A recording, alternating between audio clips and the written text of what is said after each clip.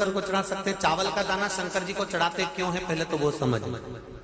बेलपत्री का तो महत्व आपको बार बार बताया कि बेलपत्री शिव जी को क्यों चढ़ाई जाती। एकादशी के दिन शंकर भगवान को चावल का दाना चढ़ाना चाहिए कि नहीं चाहिए। किसी ने पूछा कि चावल का दाना एकादशी पर भगवान शंकर को चढ़ा सकते, चावल का दाना शंकर जी को चढ़ाते क्यों है, पहले तो वो समझ। बेलपत्री का तो महत्व आपको बार बार बताया कि बेलपत्री शिव जी को क्यों चढ़ाई जाती है, कहीं रोग के लिए, कहीं बीमारी के लिए, कहीं किस कार्य के लिए, कहीं कोई कार्य के लिए, कहीं कोई कार्य के लिए। चावल का दाना अगर हम शंकर भगवान को चढ़ा रहे हैं तो क्यों चढ़ा रहे हैं, उसका कारण क्या है। चावल का दाना शिव को चढ़ाने का केवल एक कारण रहता है कि चावल को अक्षत कहते हैं। अक्षत का मतलब होता है अक्षय।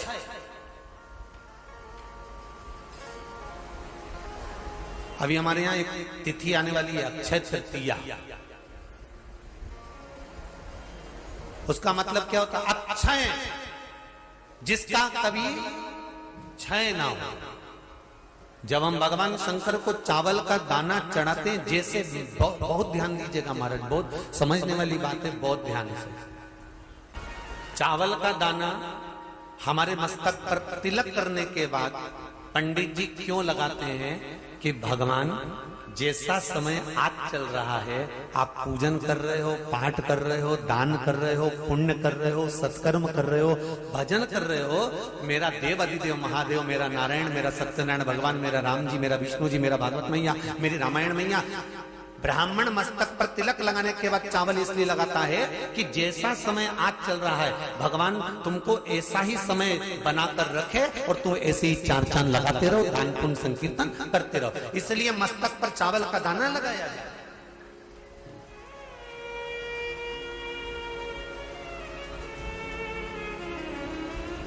कोई मर जाता है, मरने के बाद जब तक पगड़ी नहीं होती तब तक माथे पर तिलक, चावल का दाना लगाया जाता है। जम के बोलो जरा, नहीं लगाते। किसी पंडित जी से पूछो, ब्राह्मण देवता से पूछो, ब्राह्मण देवता ये कोई मर गया और हमारा तो नियम है कि हम सिर पे तिलक लगाते हैं, चावल लगाते हैं, या पंडित जी से हम तिलक लगवाते हैं, मंदिर जाते हैं तो मंदिर में जाके तिलक लगवा के हम चावल का दाना लगवाते हैं, क्यों नहीं लगाते। उसका कारण क्या है। जब किसी के मरने के बाद 10 दिन तक, 12 दिन तक मस्तक पर तिलक क्यों नहीं लगाया जाता, 10-12 दिन तक माथे पर तिलक या चावल क्यों नहीं लगाया जाता, उसका कारण है कि ये जो समय आया है, तुम्हारे यहाँ जो गमी हुई है, तुम्हारे यहाँ कोई मर गया है, तुम्हारे यहाँ किसी के प्राण छूट गए हैं, तो ब्राह्मण इसलिए तिलक नहीं लगाता आपको, इसलिए चावल का दाना नहीं लगाता कि ऐसा दिन भगवान अब ना लाए, इसको अमर ना करे, इसको अक्षय ना करे, इसको प्रबल ना करे।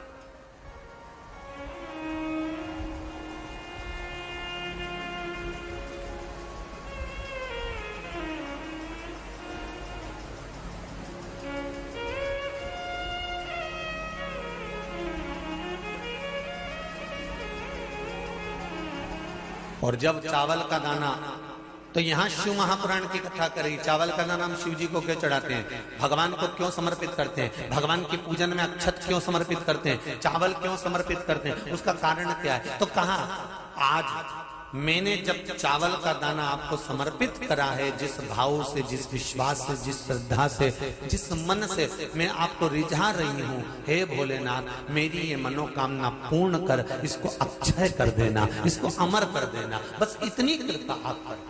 किसी ने पूछा एकादशी के दिन चावल चढ़ाए कि नहीं चढ़ाए, तो यहां तो सीधी सीधी बात है, बीमारी देखकर थोड़ी ना आती है कि नवरात्र चल रहे हैं कि सावन का सोमवार चल रहा है, बीमारी तो बीमारी। तुम चावल मत खाओ। तिरुपति कौन कौन गया, हाथ उठाओ, ठीक है। जगन्नाथ जी कौन कौन गया, हाथ उठाओ, हाँ ठीक है। द्वारका जी कौन कौन गया, हाथ उठाओ, ठीक है। बद्रीनाथ कौन कौन गया, हाथ उठाओ, ठीक है।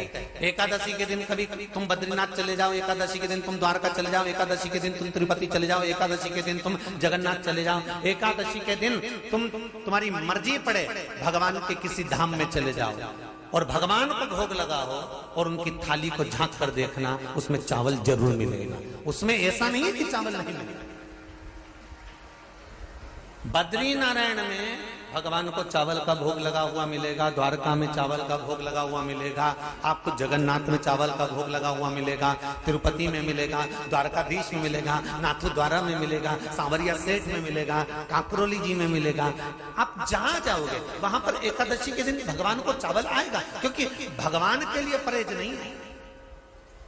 जो काम में डूबा हुआ है, जो आसक्ति में डूबा हुआ है, जो लोभ में डूबा हुआ है, जो वासनाओं में डूबा हुआ है, जो तृष्णा में डूबा हुआ है, और जो माता के गर्भ से जन्म लिया, एकादशी के दिन चावल उसको नहीं खाना। अब हमारे यहां तो कहावत में कहते हैं, राम जी की जब स्तुति गाते हैं तो कहते हैं, भय प्रगट आती है आप लोगों को, एक लाइन तो आती होगी, गाओ जरा। भय प्रगट दीन कौशल्या। अब रामचरितमानस में कहा भय प्रगट कृपाला। प्रगट मतलब एकदम सामने आ गए। यहां लिखा है पेदा भय लाला। अगर तुलसीदास जी लिखते तो जन्म लिया होता राम जी ने तो तुलसीदास बाबा लिख देते कि पैदा भय, माता के गर्भ से इनका जन्म हो। नहीं नहीं नहीं, यहाँ कहा भय प्रगट कृपाला दीन कौशल्या। यहाँ प्रगट भय। एकादशी के माता पिता कौन है? सबसे पहले एकादशी का व्रत किसने रखा था?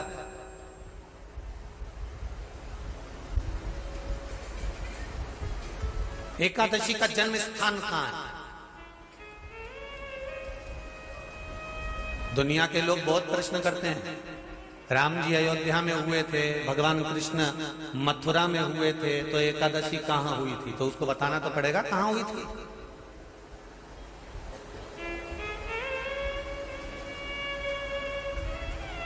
उसमें हमने वर्णन किया कि एकादशी के माता पिता कौन है, एकादशी का व्रत सबसे पहले किसने किया, एकादशी का जन्म कहां हुआ, एकादशी को क्यों चावल नहीं खाते, एकादशी के दूसरे दिन चावल का दाना खाना क्यों जरूरी है।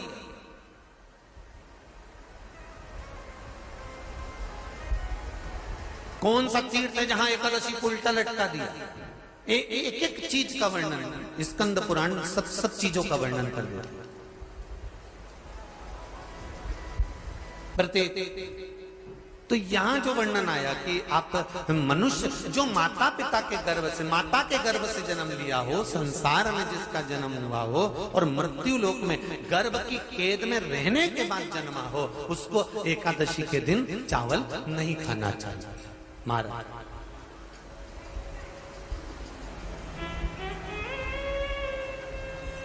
पर यहां शास्त्र ये नहीं कहता कि भगवान को चावल नहीं चढ़ाना चाहिए। यहां शास्त्र कहता है आप शिव जी को चाहे एकादशी हो, चाहे द्वादशी हो, चाहे प्रदोष हो, चाहे पूर्णिमा हो, चाहे अमावस्या हो, चावल का दाना आप भगवान शिव को समर्पित कर सकते हो। और ज्यादा नहीं, शंकर कभी ये नहीं कहते कि मुझे बहुत सारा चढ़ा। शंकर जी की कथा कहती है कितना, मात्र एक चावल का दाना। हम तो उनसे भी कहेंगे जो लोग कहते हैं ना कि हम आज हमारा सावन का महीना है तो आज हमें भगवान को 1.25 लाख बेलपत्र चढ़ाएंगे, तो कोई कहता हम 1000 बेलपत्र चढ़ाएंगे, तो कोई के हम 5000 चढ़ाएंगे, कोई के हम 50,000 चढ़ाएंगे। मेरा निवेदन केवल इतना है, तुम तो एक चढ़ा।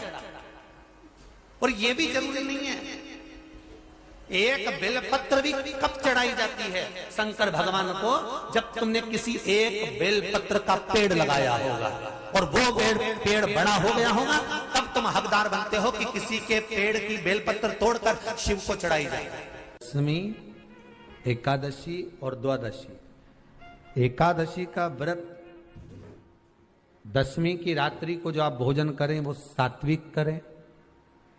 एकादशी के दिन भोजन ना करें, अन्न का भाग ग्रहण ना करें। अन्न का भाग ग्रहण ना करें।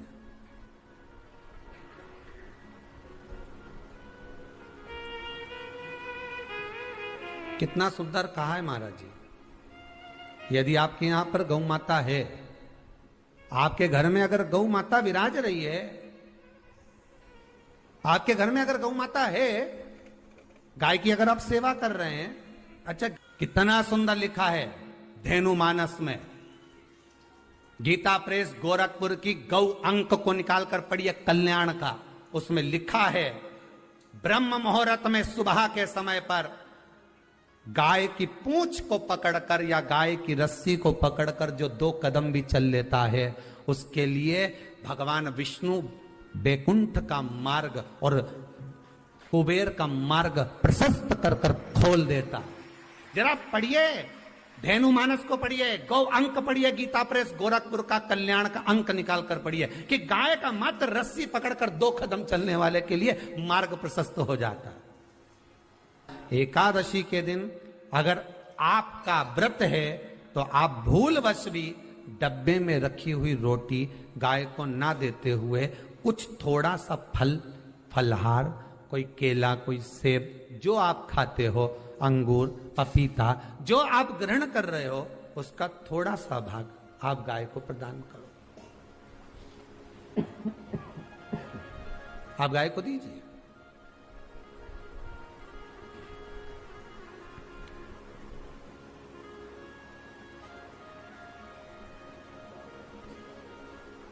थोड़ा सा भाग आप गौ माता को प्रदान करो, थोड़ा सा।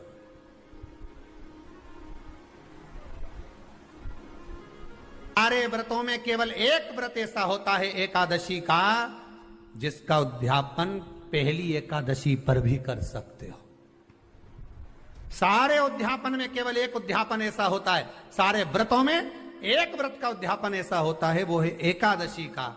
ये जरूरी नहीं कि 26 पूरी होगी तभी तुम करोगे, या तो पहली में ही कर लो या फिर 26 पूरी हो तब कर। पर उद्यापन अगर तुमको ऐसा लगे कि हाँ मैं अभी तो जीऊंगी हो, अभी तुम्हारा बाल भी धोला नहीं हुआ, तुमको ऐसा लगे तो अभी तो मैं तो बढ़िया, तो फिर भले मत करो। पर एकादशी का नियम कह रहा है, एकादशी का यहाँ 18 नियम में से एक नियम कह रहा है कि एकादशी का उद्यापन पहली एकादशी पर भी हो सकता है, पहली पर भी कर सकते, फिर तुम्हारा मन पड़े तब। क्यों? तो पहली पर करने से क्या फल मिलेगा? तो एकादशी की नियमावली कहती है, अगर मान लो आपने पहली एकादशी पर भी उद्यापन कर लिया, इसके बाद में जितनी एकादशी करोगे वो सारी तुम्हारे खाते में जुड़ती जाएगी। मतलब बैंक में खाता खोल लो, ठीक है, खाता खोल लिया, अब जितना कमाता जाओगा उसमें डालते जाओ, जितनी कमाई करके लाओगे उसमें जमा करते जाओ। एकादशी एक बार उद्यापन पहले में भी हो गया तो बाकी का पुण्य तुम्हारे खाते में आ जाए, उसका पुण्य। एकादशी का उद्यापन बड़े महीने में माघ शुक्ल एकादशी के दिन, माघ का महीना हो, शुक्ल पक्ष की, जम के बोलिए एकादशी हो, प्रयास करना कि आप उद्यापन करें, भले 5, 10, 11, 12 जितनी एकादशी हो जाए, 26 हो जाए तो ज्यादा अच्छी है, नहीं तो आप करें तो माघ महीने की शुक्ल पक्ष की एकादशी के दिन आप उद्यापन करें, प्रयासरत करें, प्रयास करें। बड़े महीने के अंतर्गत जो उद्यापन, हाँ चतुर्मास के अंतर्गत उद्यापन नहीं होता एकादशी का, बहुत ध्यान दीजिए तुम्हारा। ये जो सावन भादो कुंवर कार्तिक जो 4 महीना होते हैं भगवान के शयन करने के, इसके अंतर्गत एकादशी का उद्यापन नहीं होता, और इसके अंतर्गत उद्यापन करना भी नहीं चाहिए एकादशी हमारा। एकादशी का उद्यापन माघ महीने की शुक्ल पक्ष की एकादशी के दिन आप बहुत प्रेम से आनंद के साथ करिए महाराज। परंतु एकादशी के उद्यापन में सबसे ज्यादा अगर कुछ जरूरी होता है तो 24 तरह का नैवेद्य जरूरी होता है। कितने तरह का? 24 तरह का नैवेद्य। अब आप कहोगे गुरुजी उद्यापन हम कर रहे हैं एकादशी का, तो उसमें तो फलहार का हमें नैवेद्य बनाना चाहिए, तो फिर ये पुराण के अंतर्गत स्कंद पुराण में ये चीज लिखी है कि एकादशी का जब उद्यापन करते हैं तो 24 तरह का नैवेद्य बनाकर सिद्ध करते हैं। 24 तरह का नैवेद्य जान रख लेना, का हलवा बना लो, खीर बना लो, पूड़ी बना लो, सब्जी बना लो, पकोड़ा बना लो, भजिया बना लो, ऐसे 24 तरह का नैवेद्य अलग अलग चाहिए। पर लोग क्या करते हैं, खोपरा पाक बनवा लेते हैं 1-2 किलो और 24 जगह रख देते हैं। स्वीकृत नहीं है। 24 तरह का नैवेद्य रखा जाता। महाराज एकादशी के दिन भगवान के पूजन का पूरी तैयारी कर कर मंडल आदि बनवाकर विद्वान ब्राह्मण को बुलाकर, कर्मकांडी ब्राह्मण को बुलाकर जो भगवत सेवा में एकादशी का उद्यापन कराए, उन ब्राह्मण के चरणों को नमन कर कर, प्रणाम कर कर एकादशी का पूजन करवाइए और उस मंडल की पूजन कराकर हवन द्वादशी को कराइए। एकादशी को हवन नहीं। एकादशी के उद्यापन का जो हवन होता है वो द्वादशी को।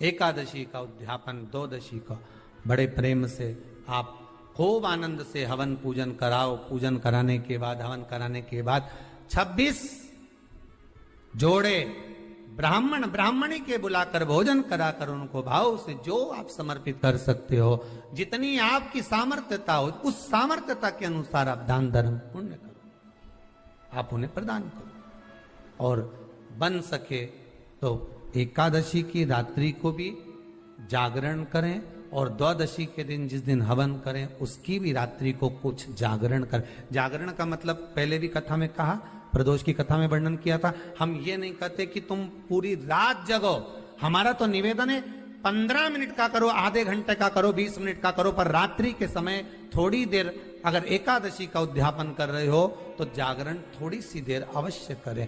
नहीं कर सकते अकेले बैठकर राम नाम जप लें, भजन कर ले, पर करो।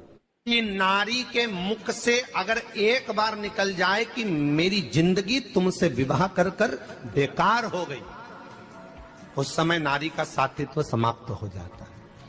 इसलिए माताओं आपसे निवेदन है, जिंदगी में सारी लड़ाई लड़ना, सब कुछ बोलना, और अपने पति से यह मत कहना कि तुमसे विवाह कर कर मेरी जिंदगी बेकार हो गई, क्योंकि विवाह तुमने किया है पर भाग्य उसने लिखा है। भाग्य लिखने वाला वो है। और आपसे फिर निवेदन करूंगा, राम मंदिर जाओ, कृष्ण मंदिर जाओ, शिव मंदिर जाओ, भवानी के मंदिर जाओ, तुम्हारे 33 कोटि देवताओं के मंदिर चले जाओ, गणेश जी के मंदिर जाओ, तुम्हारी मर्जी पड़े उस देवता के मंदिर जाना, कोई तुम्हारा भाग्य नहीं बदल सकता। जो तुम्हारी किस्मत में लिखा है वो तुमको भोगना पड़ेगा। तो बदलेगा कौन? तो उसका भी प्रमाण हमारे यहां शिव महापुराण कहती है। एक पारो नाम की विधवा स्त्री थी।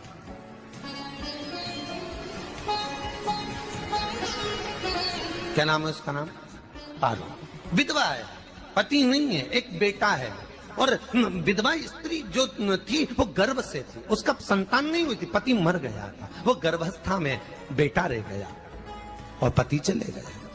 पारो बड़ी दुखी थी, भगवान का भजन करती बहुत, घर में कुछ भी नहीं था। जो व्यापारी, जो धन था उसके पति का, वो सब लोग खा गए। जब जैसे व्यक्ति जब तक जीवित है तब तक संसार उसका है, जैसे ही वो गया उसका सारा धन भी उसके साथ चला गया।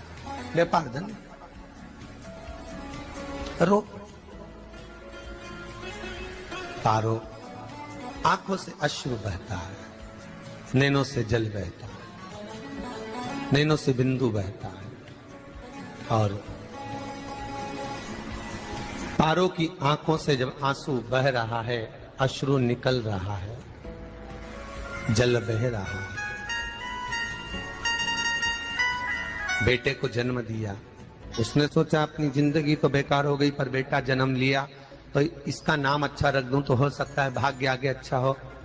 तो उसने उसका नाम भाग्य सिंह रख दिया। क्या नाम रखा? भाग्य सिंह। भाग्य अच्छा रहेगा इसका, तो हो सकता है कुछ अच्छा कर ले। पर बेटे की भी किस्मत इतनी प्रबल नहीं थी। मां जगह जगह बर्तन मांज कर काम कर कर बच्चे का पालन कर ली। बच्चा थोड़ा बड़ा हुआ, माँ मेरे सारे मित्र सेठ हैं, मेरा ही किस्मत, मेरा ही भाग्य ऐसा क्यों है, मेरी ही किस्मत ऐसी क्यों है ऐसा?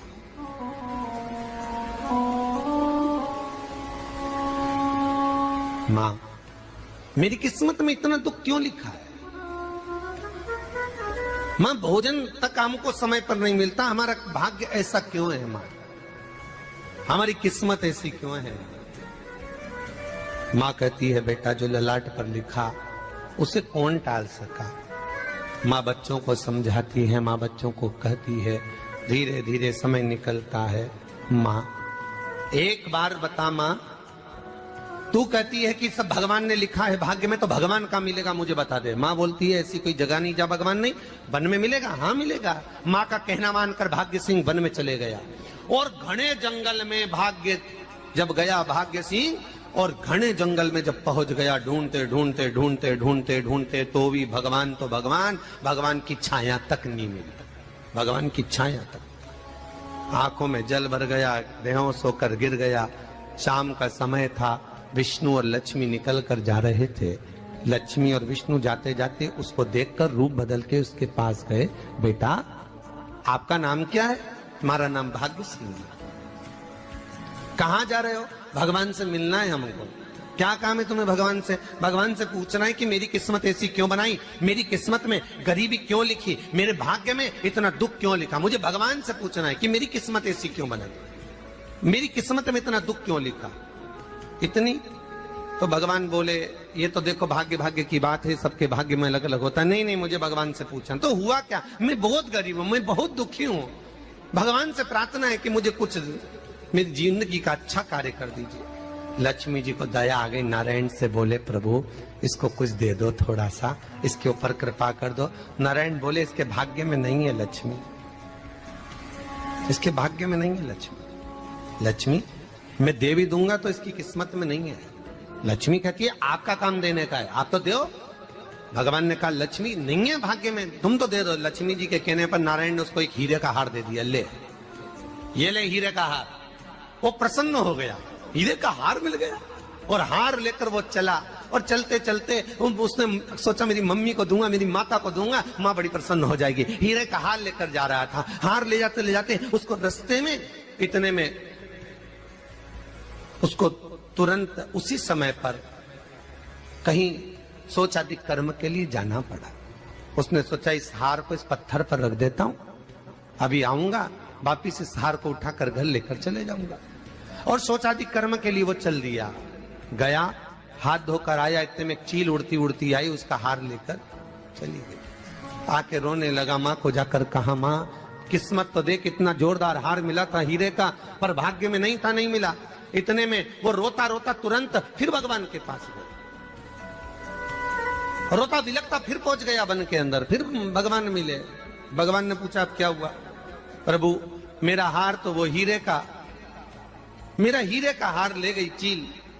भगवान बोले देख भैया हम तो तेरे किस्मत में था वो कर दिया,